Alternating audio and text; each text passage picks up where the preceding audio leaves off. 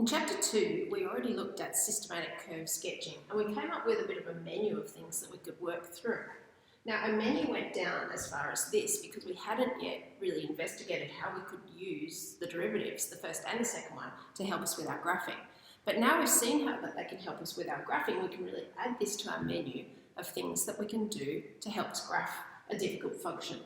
Now, a bit of revision here. When we say we're going to prepare something, well, you might want to factorise it, or you might want to make common denominators if it's got fractions in it.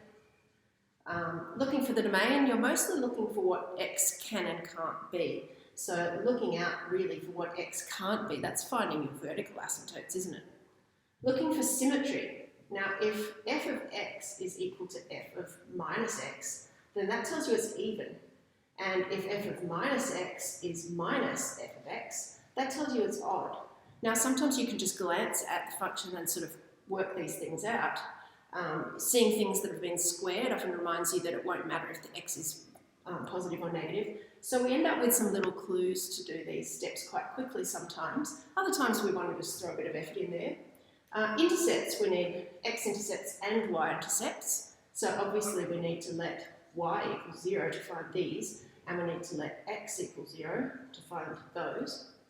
Now, looking at the sign of the function, that's where we say, all right, what is going on when x is a certain number of values? What would y be?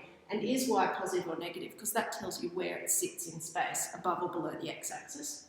We've also learned how to make a table of slopes and a table of concavities with our work on derivatives, but just investigating the sign is often a good idea. Now, sometimes you'll know already from some of your other work what the sign's likely to be. So this is really a backup step for you to find where the graph goes in sections that you're a bit confused about. Asymptotes. You might have already found vertical asymptotes, but perhaps you're looking for other asymptotes like horizontal ones. And now with your derivatives, you've got the first derivative. So if we're talking about f of x, let's say f dash x, that helps you find the stationary points, whereas f double dash x helps you find the points of inflection, and it also lets you investigate your stationary points and see what type they might be. Now remember, we've got two methods for seeing what type of stationary points we've got. We can look at the gradient on either side of the flat spot and see if it's going down or up, but we can also actually just look at the concavity by investigating the second derivative. Which one do you use? Well, I use a different method each time, depending on what I've got, because sometimes when you find the first derivative, you've got a really long, awkward looking function. And the idea of having to differentiate again, you think, oh gosh, that's going to take me ages, it's going to be really slow, not a good idea. Whereas if you're just interested in one turning point and you can sub in a value of x on either side into a differentiation that you've already made, sometimes that first method that we learned can be quicker. Other times it's quicker if you're differentiating again anyway, looking for points of inflection, and it looks easy. You may as well just use the second method of investigating the concavity. So now let's throw our whole menu at sketching something like this. And I want you to realise that this menu is here for us to be able to draw on. Ideally, sort of work through the steps one at a time. And remember, we said it was handy if you've got an acronym here so that you don't forget steps. Even just jotting down those letters can help you in a question that's sketching a difficult function. But it's okay sometimes to skip steps when you already know something about a function, and you might realise that you can save a lot of time by leaving some of them out. Alright, so here we've got f of x equals x plus 1 over x. Now, my first step to prepare it, it's actually not ready to be differentiated, is it? So if I'm thinking later about differentiating, it's not really ready for that. We've also seen that some forms of a function are useful for finding one of these things, but you might need a different form for finding something else. So just thinking about the different ways I could write this, I could almost just go ahead and write it a couple of different ways. I'm going to use a different colour. F of x is this, or we could say it's x plus x to the minus 1. That'll help us differentiate. So now it's prepared for differentiation. But I could also prepare it for finding intercepts really easily by making a common denominator. So you could actually write it with this part over x Now, if you're multiplying the bottom of this fraction, which is notionally 1, isn't it, by x, you'd have to multiply the top by x as well. So this part is really x squared over x. And that tells me I can rewrite it as x squared plus 1 over x. Now, is that going to help me? Maybe, maybe not, but it's handy to just see the flexibility in the function that you've been given, and being able to write it a few different ways could help you later.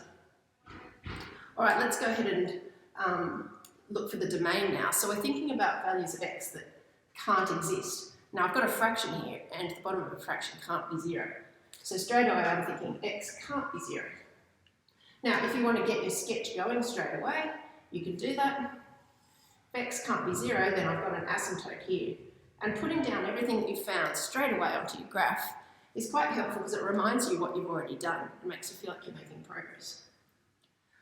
All right, symmetry. Is it even or odd?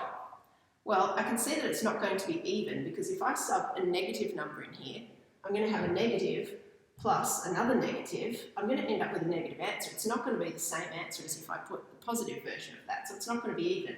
But I could investigate whether it might actually be odd. All right, what is f of minus x?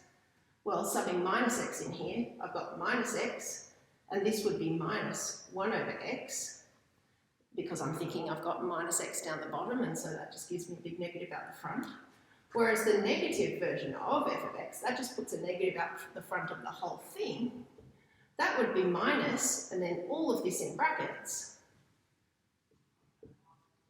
And I can actually see that they're the same thing, because if I expand these brackets, I've got minus x minus 1 over x, and I can write it without the brackets if I like to make it really obvious that they are the same. So therefore, I found that my function is odd. Now that's going to help me because whatever I find is happening on this side, I could rotate it 180 degrees around and find that it will be happening down here as well. So this is useful. All right, intercepts. To find x-intercepts, let y equal 0. All right, well, I could probably do it just as easily with this or with this. Doesn't really matter which form of it I use. Let's let y equal 0 and use the original form that we were given. Now to solve this, we'll say x is equal to minus 1 on x. And the next natural step would be to multiply both sides by x here. We're going to have x squared equals negative 1. Now, red flags should be coming up, alarm bells should be going off, and you should be saying, but you can't square something and get a negative. What does that mean? It means that we went looking for x-intercepts, and there weren't any. So write down what you found. Therefore, no x-intercepts. Even just writing it like that makes you feel like you've found something that you can later refer back to when you're working on your sketch. All right, what about y-intercepts? Well, I've got this big asymptote sitting here on the y-axis, so I'm thinking that nothing goes through that. So I've pretty much solved that one already. There aren't any. Okay, so next I'm thinking, what is the sign of the function? Well, I can probably think this through quite easily just by looking at it. If x is positive, this part's positive, and this part's positive also. So we've got a positive number plus another positive number, it's going to be positive. And when x is negative, we've got a negative number plus another negative number, it's going to always be a negative number. So just by thinking through what would happen with various values of x there, I think I've got the feeling that when x is positive, y is positive, so it must be up in this quadrant. Whereas when x is negative, y will be negative, which means the other part is in this quadrant. And that fits with what I've already decided about it being an odd function, that it would have that symmetry like the blades of a fan that have been rotated 180 degrees around.